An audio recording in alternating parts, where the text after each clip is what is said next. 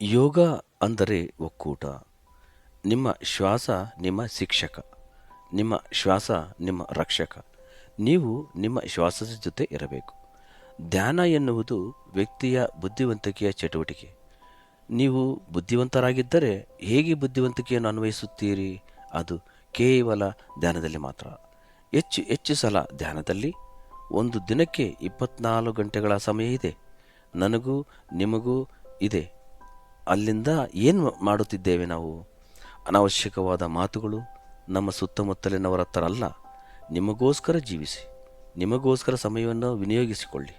ನಿಮ್ಮ ಶ್ವಾಸದ ಜೊತೆ ಇರಬೇಕು. ಯೋಗ ಎಂದರೆ ಒಗ್ಗೂಡುವುದು, ನಿಮ್ಮೊಂದಿಗೆ ಒಗ್ಗೂಡುವುದು, ಶ್ವಾಸದೊಂದಿಗೆ ಒಗ್ಗೂಡುವುದು, ಬೇರೆಯವರೊಂದಿಗೆ ಅಲ್ಲ ಒಗ್ಗೂಡುವುದು, ನಿಮ್ಮ ಆತ್ಮದೊಂದಿಗೆ ಒಗ್ಗೂಡುವುದು.